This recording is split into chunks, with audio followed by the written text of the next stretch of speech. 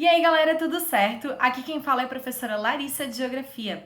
Na aula de hoje a gente vai ver que existem compartimentos de relevo e formas de relevo. E a gente vai ver também quais são. Vamos começar o vídeo?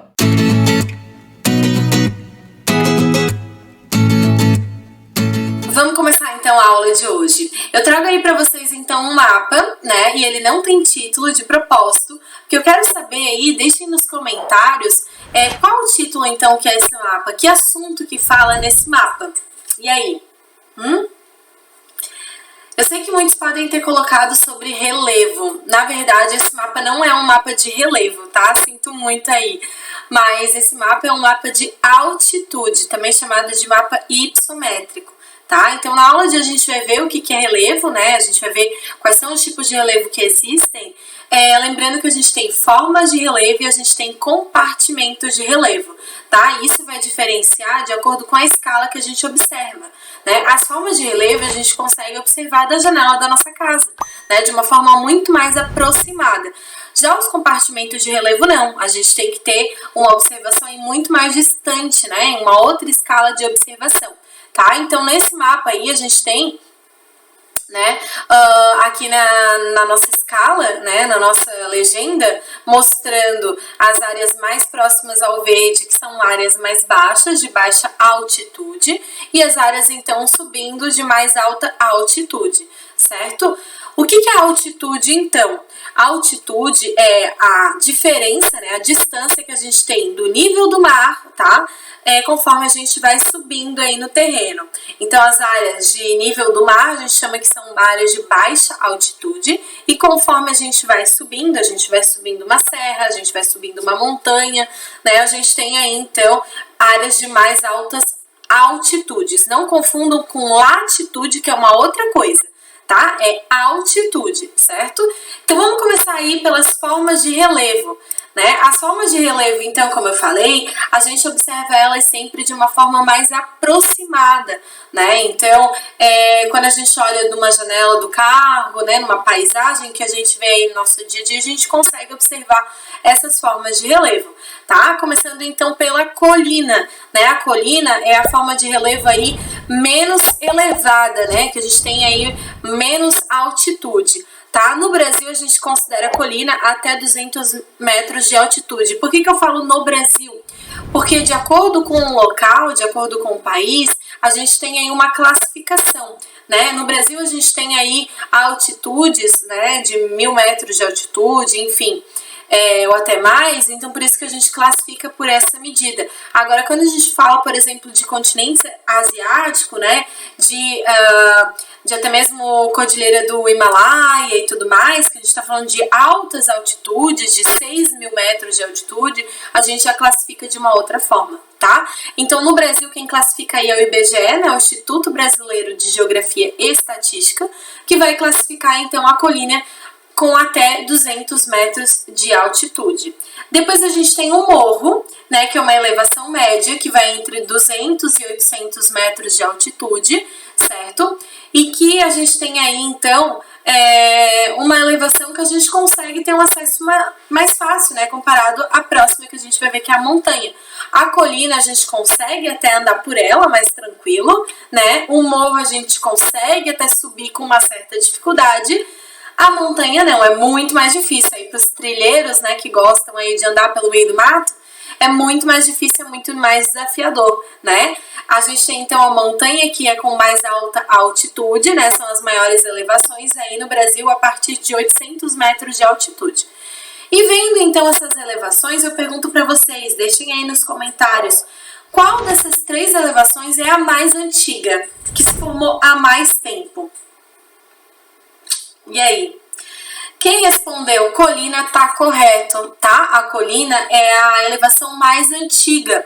Por quê? Porque ela sofreu muito mais erosão.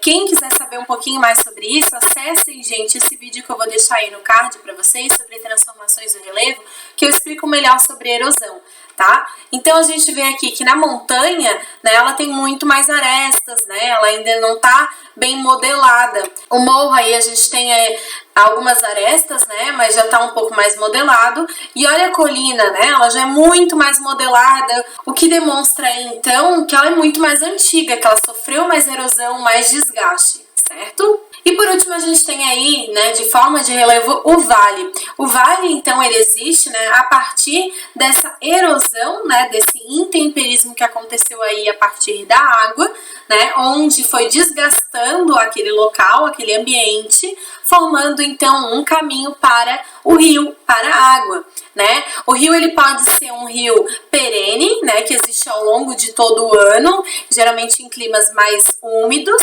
certo? Ou pode ser também um rio aí intermitente, onde em climas mais secos, né, ele acaba secando, né? Em momentos mais secos do ano ele acaba secando, e em momentos mais úmidos do ano a gente tem aí aparecendo água no fundo do vale, tá? É uma área então de mais baixa altitude comparando as demais, então ao redor do vale a gente pode ter montanhas, a gente pode ter morros, certo? E a gente consegue aí ter uma observação olhando pela janela, olhando em cima de uma ponte, enfim, né? A gente não precisa aí se afastar tanto para observar o fundo do vale de um local. E a gente tem então os compartimentos de relevo. Os compartimentos de relevo a gente precisa de uma observação mais afastado do local, daquele território. E por isso que eu trago então para vocês um mapa, né? A gente tem aí um mapa de compartimentos de relevo do Brasil, onde nessa escala a gente tem a observação aí de dois tipos, né? Que é a planície e o planalto. Então a gente tem aqui a planície amazônica, né, que é onde é localizado a bacia amazônica, né, do rio Amazonas. A gente tem aqui a planície do Pantanal e a gente tem a planície costeira, certo? Que é da costa aí do Brasil, né, do litoral.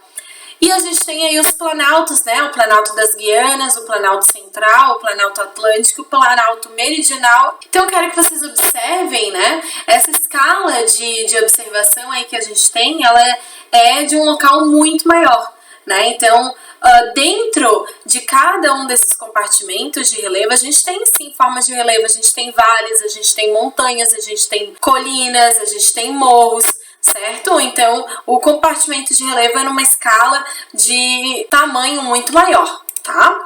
E a gente começa então pelo planalto. O planalto ele é uma superfície plana com alta altitude. Aqui então, né, é difícil trazer imagens de cada um desses compartimentos, porque como eu falei para vocês, a gente não consegue observar tão próximo assim, né? Então aqui na verdade a gente tem uma forma de relevo que são as chapadas, né? Mas eu trouxe essa imagem para vocês observarem que toda essa área aqui ela tá mais alta comparando com essa área aqui, tá? Então toda essa área aqui é o que a gente chama de planalto.